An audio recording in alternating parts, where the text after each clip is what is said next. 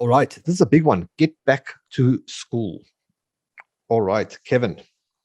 Okay, I'll assume that everyone here runs a kids program of some description. I'd say some people it may be their primary program, some people it might be their secondary program, or maybe it's just split down the middle. So working on the assumption that you have school children and preschool children in your programs, this is probably the biggest place to catch a fish.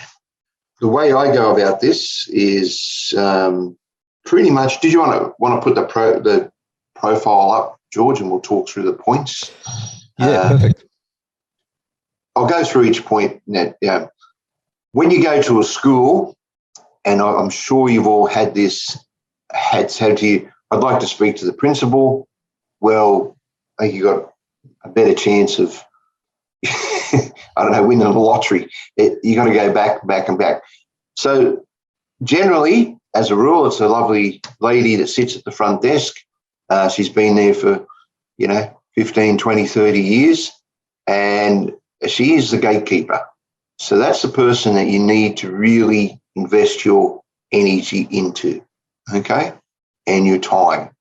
She has a relationship with everyone in the school, and if you go in there and try to ring ahead and make an appointment to speak to the front lady, the lady on the, and I'm saying lady because I've yet to see a gentleman, but I'm sure there is that does this job as well, but just for this exercise. So when I say the gatekeeper, she's the one that communicates with the parents, with the kids, with the principal, with the students, the representative body, all the other teachers. So she's the one. That's the person that you need to have the relationship with at the school. So if you can find out a name, that's even better, but you go in and introduce yourself.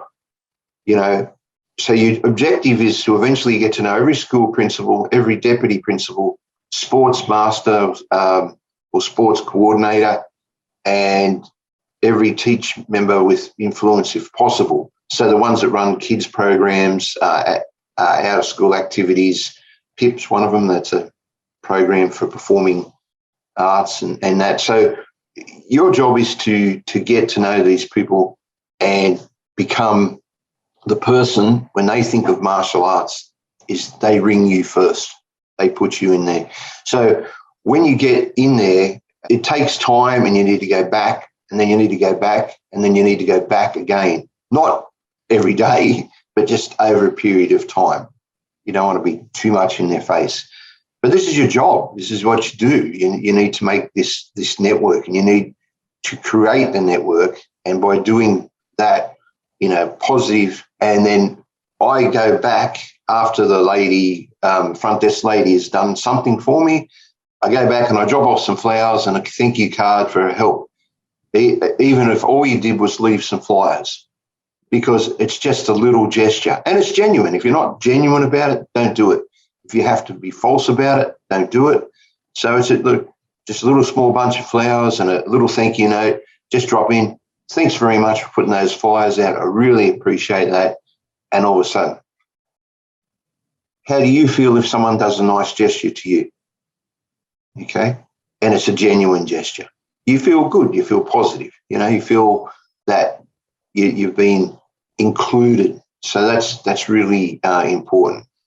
And she brings in more students, purchase a gift voucher for her and a partner to a local restaurant. I've done that at the public school here. She still sends people. I haven't been there for 3 years. I haven't been back. I'm neglecting her. So I need to go and see her again. But it's been because of COVID and everything else. So you don't want to be too much in their face. But it was just really interesting. So it's a simple thing I do. It's in my nature. So, it's not manufactured. It's not false. It's just a little bit of your time, just a bit of a chat. Go and have a talk to them.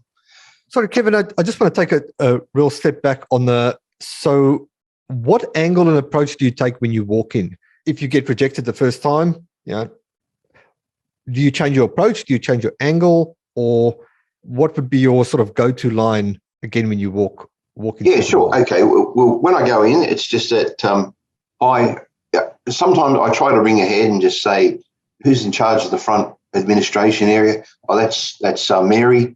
What days are Mary in? She's in Monday, Tuesday, Wednesday. Said, what's usually a good time to pop in? And I just want to have a quick chat to Mary. Are you a parent? No, I'm just a local business. Just want to have a chat to someone in there. And they said, look, 10 o'clock or, so you got to make sure you don't go in there before school recess or lunchtime. You need to make sure you get your timing right when they're not so swamped. So you need to make sure of that. So you just get some information, and each school is different. Some are private schools, some are public schools, as we all know. That's universal around the world. And so you just make sure that. Then when you go in, you just like you're going into any other business, just explain what you're doing. What your objective is to drop some flyers off, and also look at the possibility of running a martial arts program for the kids at some stage, and just see where the conversation takes you. But if you actually do it, it works.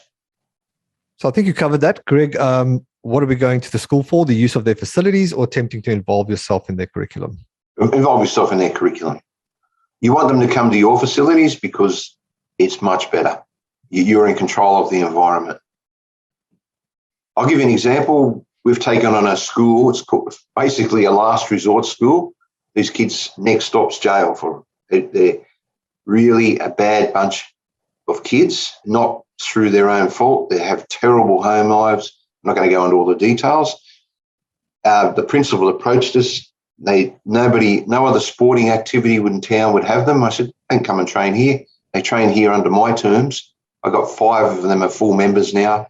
They are respectful, polite, and fully participative. Their schoolwork's improved dramatically, and he is my absolute raving fan. So, because we've created a positive environment for them. All right. And if they break the rules, just like any other student, there's consequences. It really works well. So for the teachers, you offer a free program for school teachers covering the basics such as personal protection, verbal resolution skills, things they might know already, but just reinforces it. But also it gives them a little bit more confidence dealing with the kids, and they get to know you. And that's just a 1-hour session that's convenient to them. They will include that in their staff training. So it's pretty good. You only need one teacher from one school to be on board, and you have a gold mine that keeps on giving. I got a teacher at a primary school, and every year 5 or 6 kids from her class turn up like clockwork and join and come and do a trial because Miss Johnson said so. So it's just great. Just to add your analogy to it, can you share your perspective on having a fishing fleet? Yeah, sure. If you want to catch a lot of fish, and I don't look at my students as fish, but I'm just using an analogy, so please bear with me.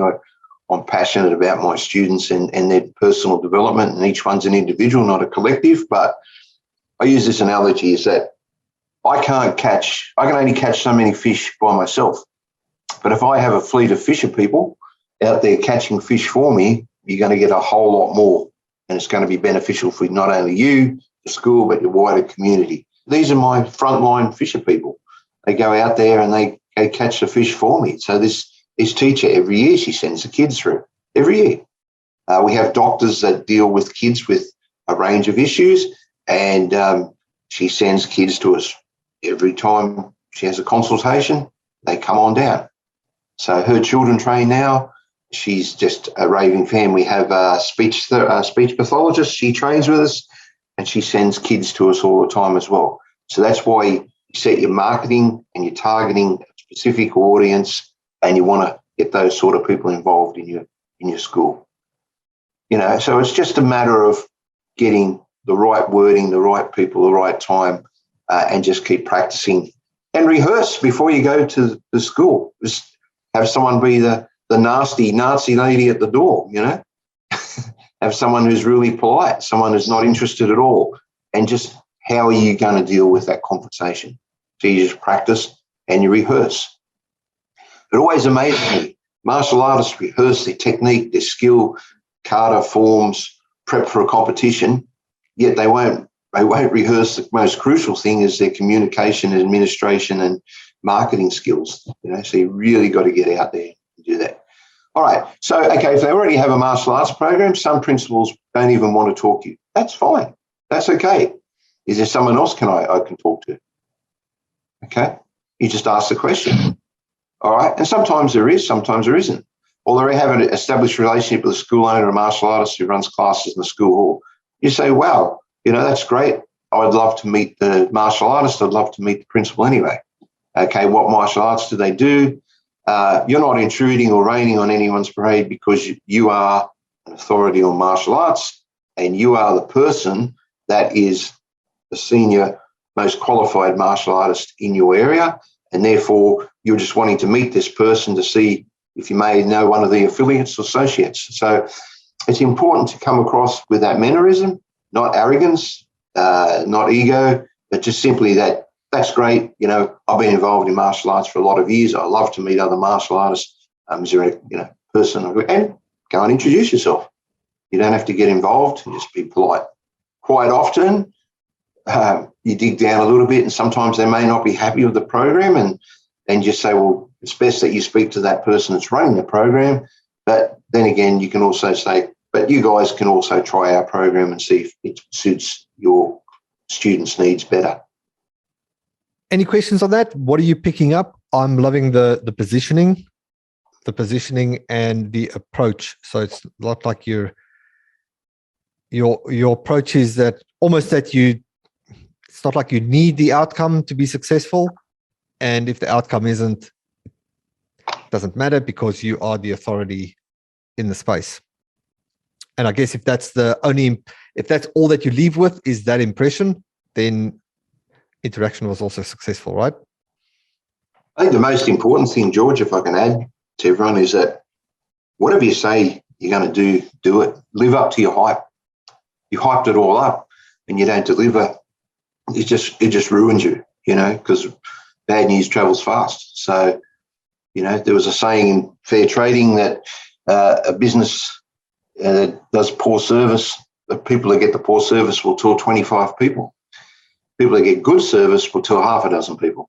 So there's 5 times more people are going to know that you haven't done what you said you're going to do, and don't, I will always under-hype but over-deliver. That's my philosophy. So it's just a really important thing. And you guys know all that anyway, but it's just sometimes it's good to put that back into your memory banks. Any other questions? Just going at Tom, OSCH, after school care can be another good group to talk to. Yeah, all those groups.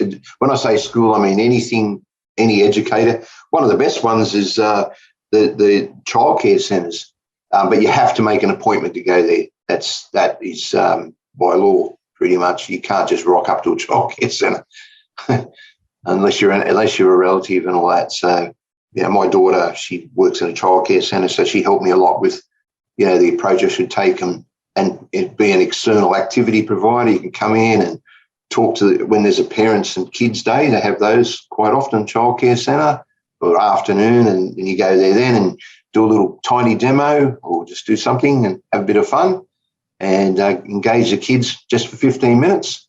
And that works really well as well.